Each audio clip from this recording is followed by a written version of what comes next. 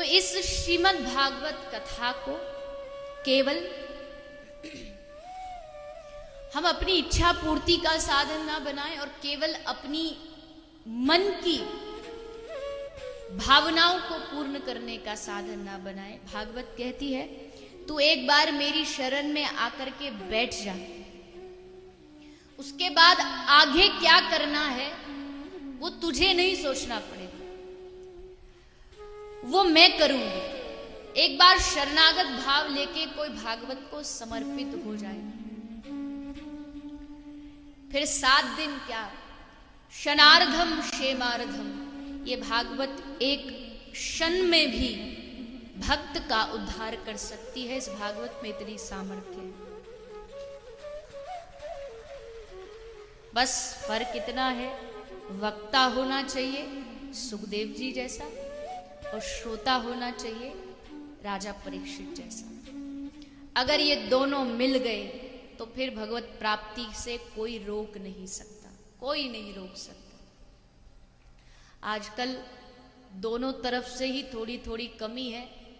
श्रोताओं में भी वो भाव जो परीक्षित में था वो नहीं है, और सुखदेव जी में भी जो वैराग्य जो त्याग था वो नहीं है। कथा बिकने लगी, कथा का धनोपार्जन का वो साधन बन गया, जबकि कथा धन प्राप्ति का साधन नहीं है, कथा व्यवसाय नहीं है। कई लोग क्या कहते हैं, अरे कथा तो आजकल व्यवसाय बन गई है।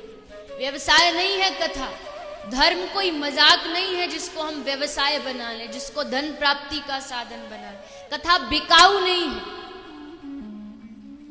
कथा को जो बेचना चाहे और जो कथा को खरीदना चाहे, अरे कथा को हम आप क्या खरीद सकते? पूरी दुनिया भी बिक जाए तो भी व्यास जी का ऋण नहीं उतार सकती। पूरी दुनिया भी बिक जाए तो बाबा तुलसीदास जी की कृपा का ऋण नहीं उतार सकते। हम क्या कथा को खरीदेंगे और क्या बेचेंगे? हाँ, थोड़ा सा कथा का रूप बदला, व्यवस्थाएं बढ़ी तो धन थोड़ा अधिक खर्च होने लगा। अब जब आप पंडाल में बैठे हैं, पंखा है, लाइट है, ये है, वो है, तो व्यवस्थाओं के लिए थोड़े धन की आवश्यकता पड़ती है। किंतु अगर कोई ये दावा करे कि नहीं नहीं, हम कथा तो तभी सुनाएंगे जब इतनी हमारी दक्षिणा आप हमें दे दोगे तो ही हम कथा सुनाने पधारेंगे, तो ये क्या कथा बिकाऊ है? ये कोई दुकानदारी है कि आप हमें धन दो हम कथा सुना दे?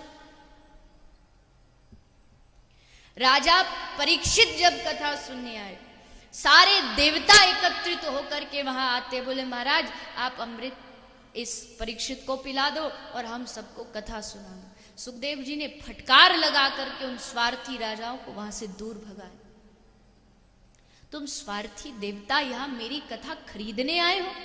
इस तुच्छ अमृत के सामने तुम मेरी भागवत को खरीदना चाहते हो? जाओ, अपने स्वर्ग वापस लौट जाओ, मेरी कथा बिकाऊ नहीं है। जो कथा या भाव से सुनने आता है बैठ करके उसका स्वागत है, लेकिन कथा को खरीदना चाहोगे तो कभी नहीं खरीद सकते। देवताओं ने सोचा ऐसा इस कथा में क्या है, दुनिया अमृत के पीछे भागती और ये महाराज हमको भगा रहे हैं कि हमें नहीं चाहिए। ऐसा क्या है कथा में?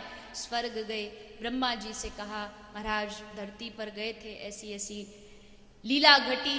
ब्रह्मा जी ने तराजू लिया और एक पल्ले में दुनिया का सारा सुख रखा और एक पल्ले में भागवत को रखा, और भागवत का फल देखिए कि जो भागवत का पल्ला है वो नीचे हो गया और सारे सुखों का पल्ला ऊपर हो।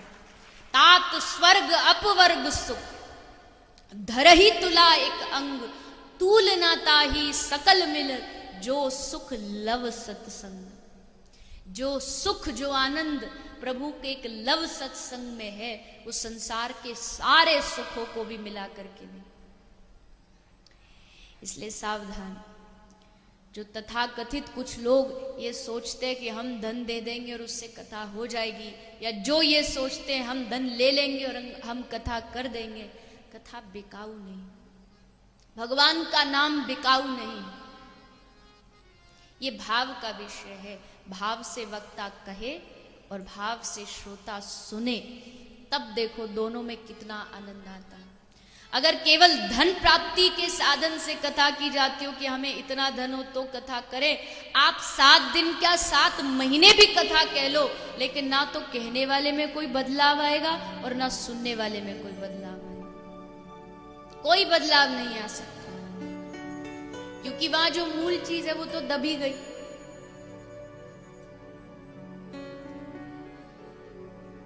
इसलिए राजा परीक्षित जैसा श्रोता और सुखदेव जी जैसा वक्ता बड़ी कृपा से प्राप्त होता है।